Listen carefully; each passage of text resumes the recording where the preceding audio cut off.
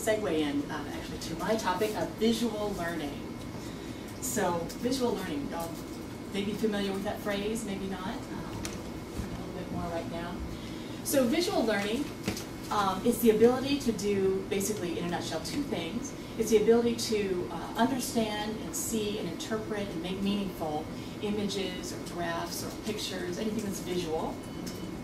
And it's also the ability to convey that information, to take, for you to be able to construct and encode images in order to convey a meaning that you want to convey to the community. So it's using visuals for intentionally communicating with others. And I want to make sure you've got that it's both. It's both you being able to understand and encode, decode information from graphics, and also the ability to encode and create images to convey information. Let me give you a couple of examples here.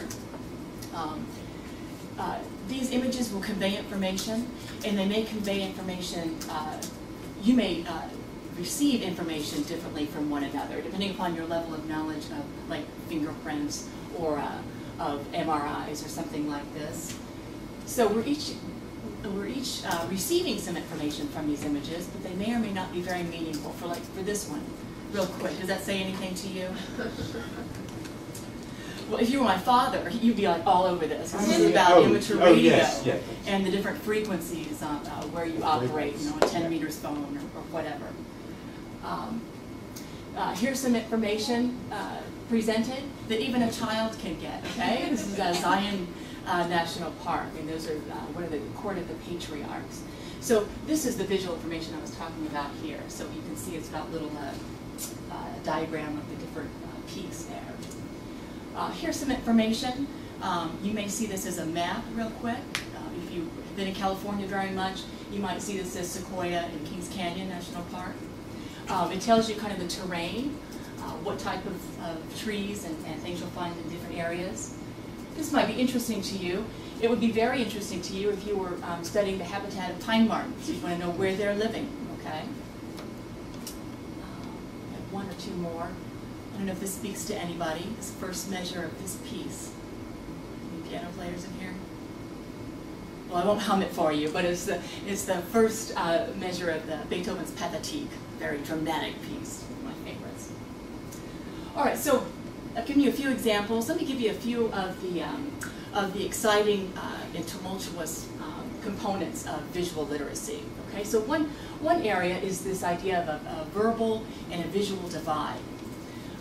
We've seen or heard of lots of different types of divide.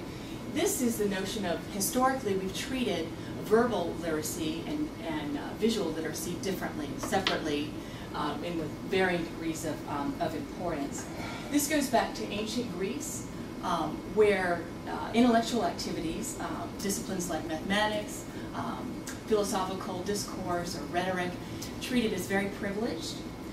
Sensory activities, such as art, throughout the ages have typically been mistrusted or labeled as intuitive, or you have a certain intuition in order to understand or create art or images. You need a certain talent. And this likely stems from because we often don't have a well-defined meaning or theory about the norms and the measurement and development of visual literacy.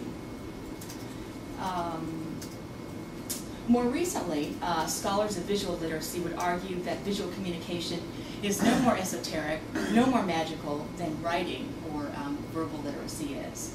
And it's not, visual thinking is not the exclusive domain of the artist. It's for even the commoner. Another element here is, is the idea of, are these acquired skills? Can you learn to be more visually literate? Or is this a priori or innate talent or skills? So in fact, the top there, the acquired, is the view of most visual literacy scholars.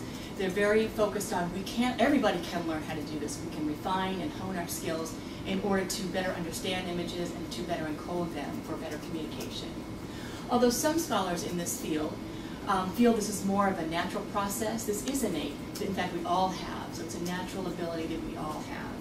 So a little bit of conflict there.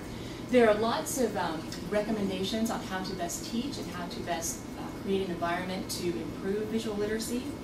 This would include things like removing the mystery or the mystique of visual thinking, conceiving of design as an actual process that you can learn the steps for, valuing both verbal and visual literacy. And one I thought particularly interesting is creating an environment or sort of a studio in order to teach and to learn visual literacy. This would include things, some of the things they talked about included this environment actually being like a studio, you know, a large open area through which people can come in order to create a sense of community. And then there's also an argument of whether or not to involve technology. Some people feel technology is sort of like the venue for this. I read an Adobe white paper that talked about, you know, Photoshop being just the bed of where we can learn visual literacy.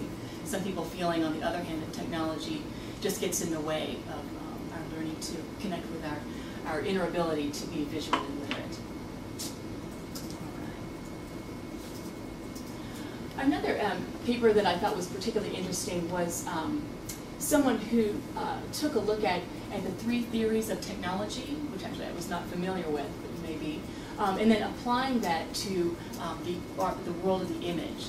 So if you're familiar with this, great, but I'll explain a little bit here. We've got from the theory of technologies, we've got the instrumental theory, the substantive theory, and then sort of in the middle, the critical. So on this side, instrumental theory is the person who thinks that technologies are developed by humans, they are invented by humans, and we control that technology, and we also control the effects. We can predict whatever effect the technology is going to have on our environment.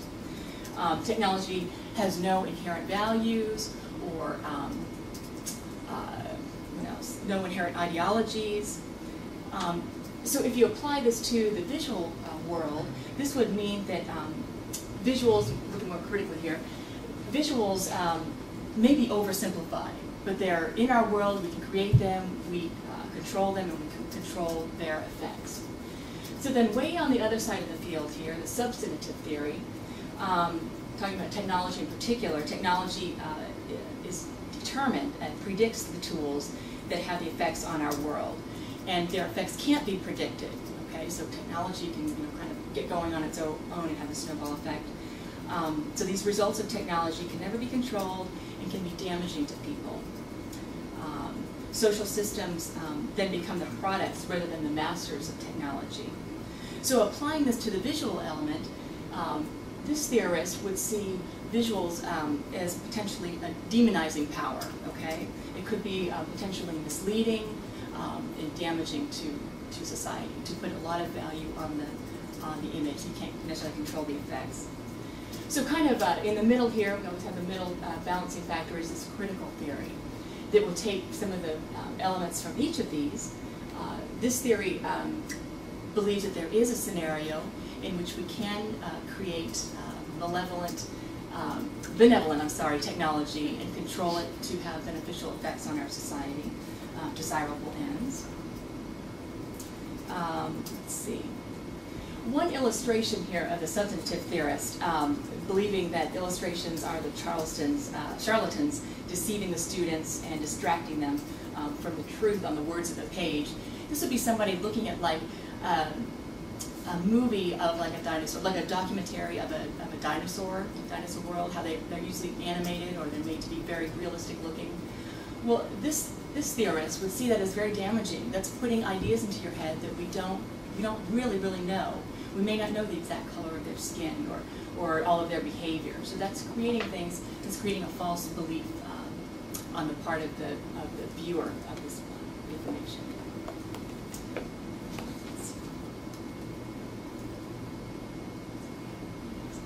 Okay, I mentioned that that visual literacy suffers perhaps from a very focused and refined theory, and also very focused and proven ways of measuring that.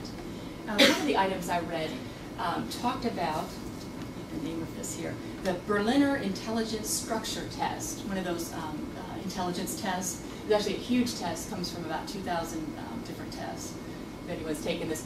But elements of it do address the actual visual literacy elements. So I'll give you a few examples here of actual things that you potentially could use to measure someone's visual literacy. So you see, like in this first example, what would the next image in the sequence be?